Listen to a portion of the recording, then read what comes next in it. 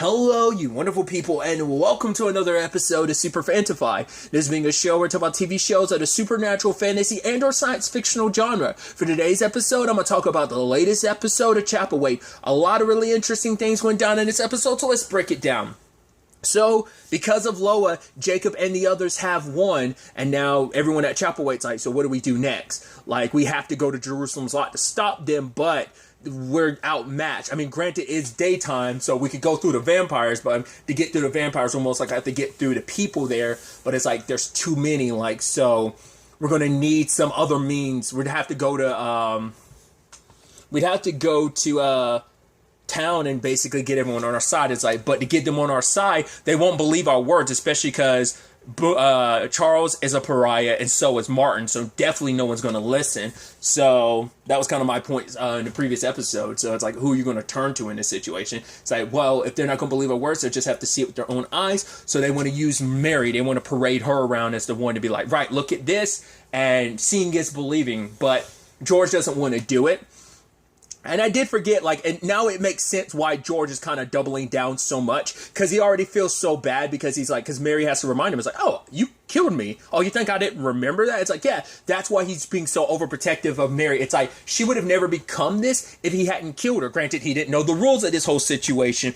It's like, you were already seduced into becoming theirs. Granted, you hadn't fully become submerged in the darkness until he killed her. So that's why it's like, it weighs heavier on him of like, after, like, you know, he was trying to protect her, because it's like, at the end of the day, you are my wife. And she's like, do you really believe that? Can you look past what I am to see who I really am? He's like, I can at least try to see the woman that he fell in love with. But it's like, obviously, it's like, they want to take you in town to show everyone. And she's like, if you do that, that's as good as killing me again. You know, but it's like, right, drink my blood and then die, and then we can be together forever. And it is tempting, but obviously knowing what these creatures are and knowing what they have planned, because George also says, like, right, this isn't my wife anymore. And I think that's finally what pushed him over the edge to go, like, I can't. I mean, granted, we don't know if he still did, like, who, before she died, she might have given George some of her blood for all you never know, but I don't think so, but who knows what the camera didn't show us. But, they ride off into town, Marion back, and it's like, all right. And it's like, right, you gotta listen. It wasn't the Boones that caused all this. Well, Stephen, my uncle Philip, and my cousin Stephen, they were resurrected along with Mary. Yep, she died and came back. You're looking for the devil? Well, the devil's in Jerusalem's lot. Like, yeah. And so they showcase everything. Obviously, George is reluctant, but I thought the point, because it's like, no, they're not going to hurt you. But I guess George went along with it, because it's like, I guess if they stopped it at any point in time, it wouldn't prove their point anymore. But I'm surprised at any point George didn't step in. But I think it's for him, it's like, because the whole thing was like, oh, we won't let anyone hurt her. But I think it's just, I think maybe George made that decision, or maybe they came to that conclusion to them together being like, right, no matter what, he's like, that isn't my wife anymore, and it's better to just let her die so that she can, like, rest in peace in some shape or form. You know, once again, there's a conversation of we don't know what befalls those, you know, because Honor had asked Martin about that when it came to Loa. We don't know whether these souls are saved upon their deaths and stuff. So they see what she is, everyone in town sees, and she's burning in the sunlight to the point she catches on fire, begging George to save her, and he doesn't. And obviously, like, even more, it's like, I already killed you once, and here I am responsible for your death again, but at least this makes up. I think maybe for him, it's like, because he even says later on, like, once I come back from Jerusalem, like, we'll give you a proper Christian burial. So I think for him, it's like, at the very least, if he can do that, it won't make up for the fact that he's the reason why his wife ended up this way, because he killed her, thinking he was going to save her. But I guess this way, it's like, right, I've already committed that one sin, then maybe God can forgive me for committing one more to save your soul, type of thing, of saving you from continuing to be this monster. So obvious is right. Meet us in the bar, basically, in like an hour. All the men, all women and children need to head to the church and like lock up and, you know, be safe. So, and because Rebecca did confide in at first with Charles about her dad. And it's like, right, knowing what her dad was, but it's like, right, I recognized him, but he recognized me as well. So she thought like for a second she was able to reach out to him. So it's like, right, maybe we could use that to our advantage. And I'm curious what that means, because I'm sure it's crossing Charles' mind, because he still hasn't decided what he plans on doing with the whole Loa situation. I think that's even more reason why he wants honor. Like, obviously it's like he wants honor there, because it's like, you are the person I trust most. You are the strongest woman I know. So of course I need you to stay here to kind of protect everyone, because it's like, right, our cousin Steven is still out there, so there's no telling what he might be up to, so you need to protect everyone here. But aside from that, he hasn't decided what he's going to do about the Loa situation, and he doesn't want to put honor in that situation. I mean, Tane was already in that situation. He chose his sister, which obviously you have Charles not being mad at him. Is like, right, you might have disobeyed my orders, but we had a small chance of winning that night. Like, there would have been a long time till sunrise, and it's like, if it wasn't for what Tane did, it's like, at the end of the day, you saved us, you know? And he's like, I couldn't be more proud of you, my boy. Like, that was and it's like, at the end of the day, like, we owe you your lives. Like now we are alive to face them on our own terms, rather than like them cornering us like that. So it's like, obviously he has so much he wants to say to like them both, but like for honor, it's like, just tell us when you come back. But that's the sad thing of like, we don't have any idea how many people might come back. None of them might survive this. We'll have to wait and see. But other crazy stuff went down. Well, since I already prefaced that, let's start off with the Martin thing. Obviously, he's apologizing to Alice, and she's just like, you can come home. Like, like, who am I? If I can't forgive, then maybe I can't be forgiven. Like, it's, like, kind of like, it's like, to forgive is to be forgiven for your own actions. And so she wants Martin to come like home, but Martin's like, no, like, I need to ride off to Jerusalem and help everybody. Cause he's like, right, you've got me by your side, Charles. Like, after everything, he's like, right, you need an extra arm. Like, I will, like, I'm here for the fight. So, and Alice invites him home with like, right, but we don't want to leave anything left unsaid. Like, I got to tell you what's in my heart. The moment they got there, I was uber suspicious by the fact is that it's like, oh, she waits for Charles to start eating, and then you notice throughout the scene, she's sipping water, and then she eats some bread. I'm like, you ain't touching that, like, I said soup, but it's like, especially it was like, oh, it's very peppery, but good. I was like, oh, yeah, all that pepper to hide the poison. I was like, she poisoned him. I was like, and even I was like, really? At this time? That's kind of crazy. You saw what's happening, you know what's awaiting you, and you're doing this, but to be fair, now it's the only time, because that's why she was like, no, you can't go to Jerusalem's lot. No. I don't want to take the chance you go to Jerusalem's lot and die before I get what's mine. I need to pay you back for all you've done. Like, she poisoned him. It's like, for him, it's like, yeah, they need us. There's so much going on. I need to help. But it's like, no, like, you're going to hell. And it's like, but don't worry, there's a special place in hell for both of us. Because at the end of the day, Martin tried to apologize for all that he had done, like the shame he had brought. Like, he's like, the shame I brought upon you. She's like, the both of us. And then also just like, but he was apologizing. It's like, does he deserve that? I don't know. Like, maybe in her own right, Alice like doesn't believe that everything was going to work out. So this is the better, like, this way she gets her revenge. And like, this way they reunite with their children. I don't know whether it's a thing of like, well, no, because she said there's a special place in hell. So it's like, I think it's, for her, it's just revenge for like, you weren't there for her family. Like, you weren't there for this entire town, and now you want to be. It's like, but you didn't even give him a chance, an opportunity to make up for things. Because it's like, yeah, basically our suffering over losing the twin should have brought us together, but it broke us. I was in so much pain about it, you couldn't forget them, and it's like that put us at odds. And I sought the comfort in another woman. It's just sad because, well, that was all for naught, because, well, Faith is dead. On top of that, the baby was never yours. So it was blow after blow, and now this of like, yeah, she's poisoning you and killing you. It's like, it's sad that it's all come down to this. I was like, I wasn't expecting that. Like, I figured like maybe Martin might die in the Battle of Jerusalem's Lot. I didn't expect him to come back and Alice to poison him. That's even sadder, because he doesn't have the opportunity. Like, he, especially because he had kind of given up, but like now he like was stout about fighting, and now it's like, no, like your wife took you out of, and like I said, it's understandable that she'd be so mad, but it's like I said, I don't know. Nothing stings like, because like there was just, because it's like, oh, the shame you brought upon me. And it's like, I guess in like God's eye and just the town's eye, but it's like, there's none of that matters right now, because we are on the verge of like the end of everything. The end times have come. So it's like, I mean, but I guess at the end, it doesn't change human nature of like, no, like I'm gonna get my revenge for what you like. You brought shame upon me. You brought shame upon our family. You only married. Did you really marry me because you loved me at any point in time, or did you only marry me to get in my father's church? It's like, jeez. And it's interesting that Alice decides to do this because Samuel, her dad, didn't want anything to do with this. All the men have gathered in the bar, but Samuel's like, no, if you ride with Charles, you'll be fighting your way to hell. He's like, no, you're right. You go with me, you'll be going to hell. But if you stay here, hell will find its way to you. And for him, it's a situation. Samuel's like, no, we'll let them come to us and we'll fight them with God at our side. He wants to blame the Boones for everything, but it's like, well, to be fair, this issue existed long before the Boones. Like, this goes back even further, you know. And it's not just the Boone. Like, yeah, the Boones had their own part to play in. It's just because it's like, yeah, they were the unfortunate family where Silence's father put his name in the book. So that's what tied them all to this. But this was happening long beforehand. I mean, because we don't know how old Jacob is. Like, I doubt, like, this started way, way back when with Silence's dad. It's like, no, like, it already existed way before then. It's just that Jacob didn't know what the book was. We will probably never get any insight on Jacob's circumstance. It's just one of those things of like, this is such an isolated story and section that it's like, right, a lot of the finer details will never be disclosed or whatever, because at the end of the day, it kind of doesn't matter. But this situation is what it is. But like, is Jacob supposed to be like, well, because he did say like his name is Dracula. Like, he has like other names. So he is like the Dracula, Nosferatu, and all of this.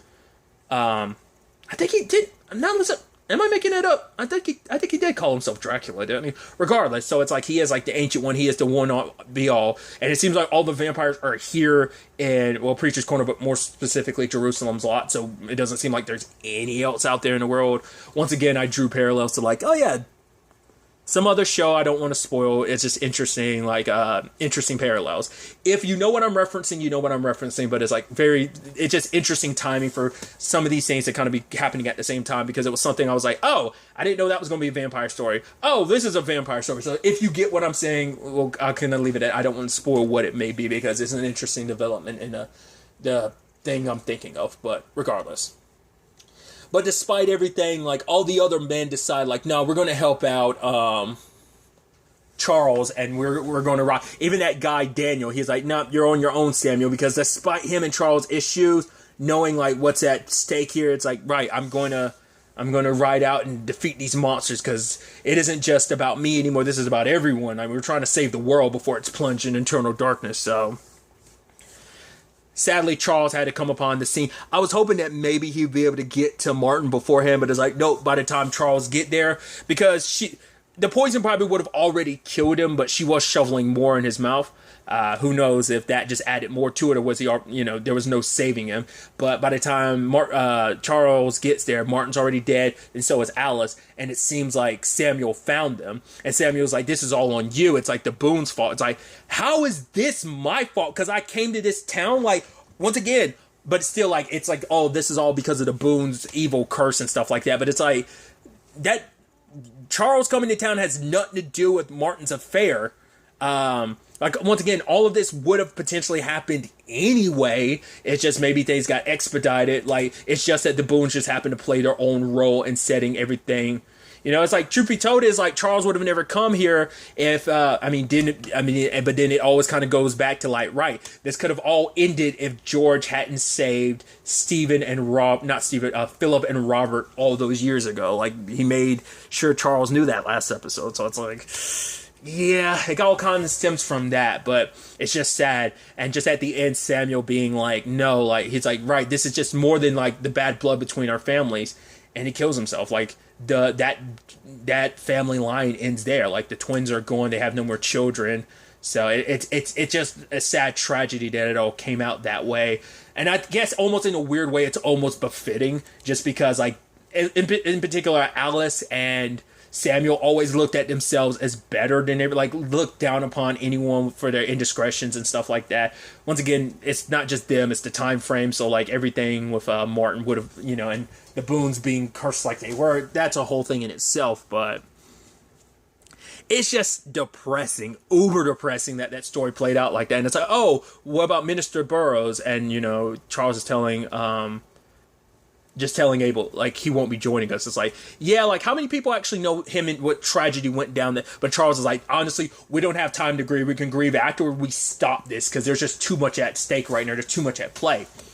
Now, something I think is interesting is that Rebecca ends up bringing up all this stuff about her dad to her mom. Now, Rebecca's like, I'm, you know, like, I know it's a horrible thing to believe. Like, I haven't seen father in 20 years, but, you know, I recognize him. So I know this is a lot to take in, Mom, but it is true. And the look on her mom's face made me go like, she killed your dad, didn't she?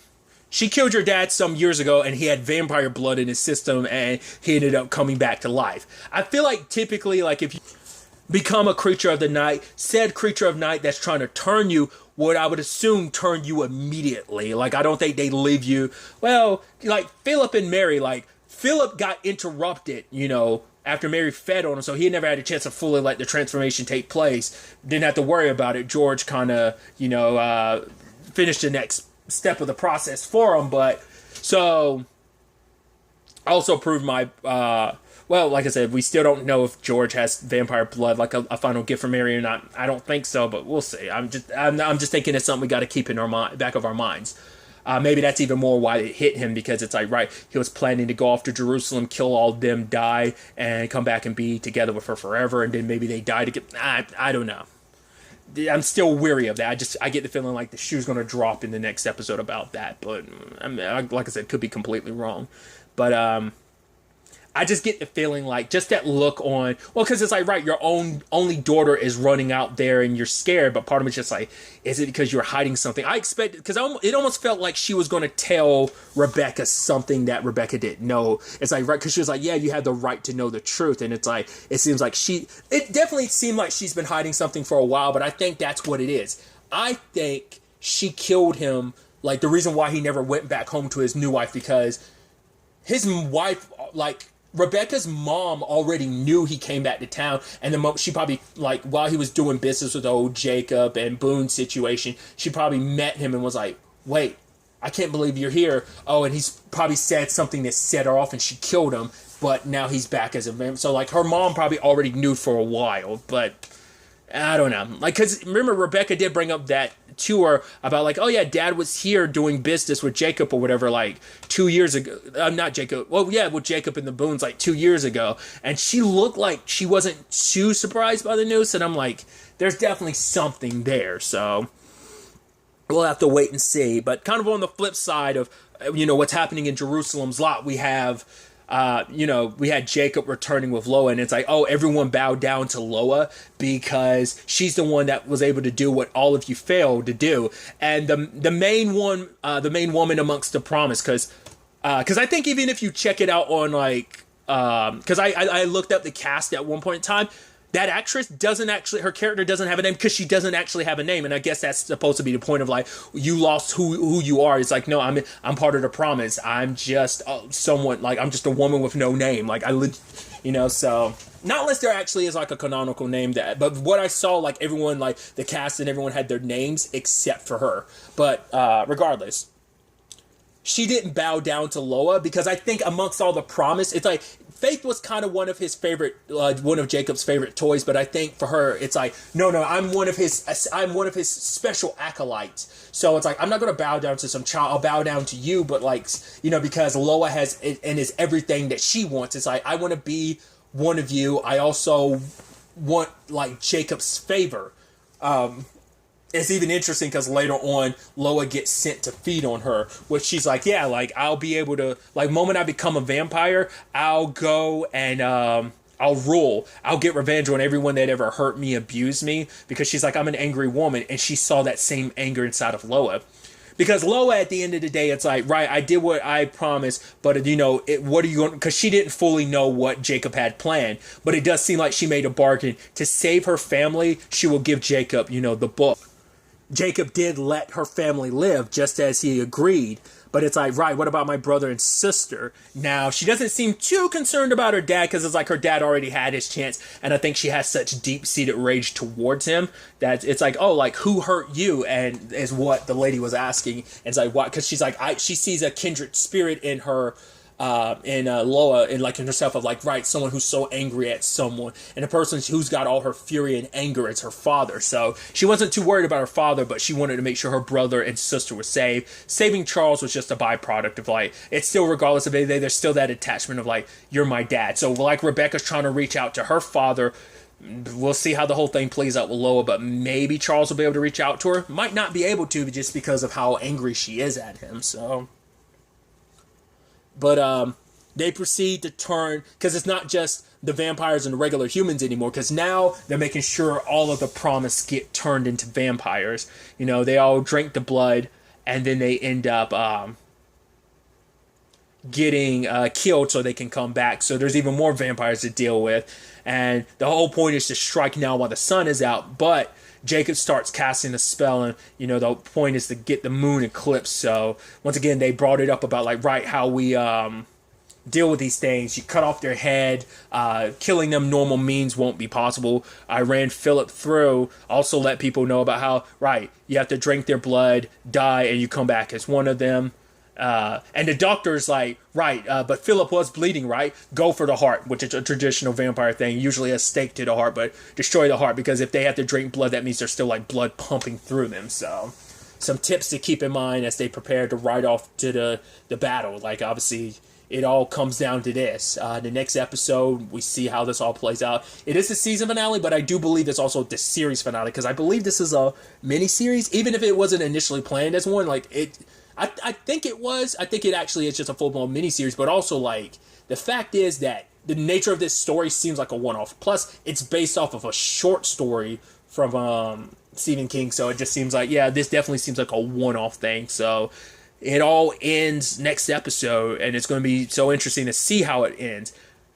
I think it's going to be depressing. I think everyone that went there to Jerusalem's Lot, we might get some people to survive. I don't think Charles is going to survive. I don't even know if Loa's going to survive. Like, not unless it's a situation where, like, he gets turned and he dies with Loa, and so Honor and Tane are kind of left alone, and maybe Rebecca is able to make it back. It's like, he's like, I'm going to die here, but you need to go back and look after my children for me. So I think that's what that might come down to. I mean, hell, for all I know, I just think Rebecca and Charles, I think it's a flip of a coin if one of them doesn't die or both of them doesn't end up dying. I think everyone else with them, I think George is going to bite the dust. He doesn't have much else to live for right now. He wants to come back and bury his wife, but we'll see if that's even possible. But I don't think anyone's making out it. I think they're all going to be stopped, but I think everyone in Jerusalem's Lot, vampire as well as the people there to come defeat them, are all going to die. And only people that are going to survive are the people in Preacher's Corner that are in the church. Once again, you still have the loose element that is Stephen. I think he's going to attack the church, but I think he's going to get his. So we'll see ultimately how this all plays. I'm interested to see how this ultimately all ends. But really, that's all I'm going to talk about. Till the next time we meet, be happy, be safe, love life to the fullest, and enjoy it. Good day and goodbye.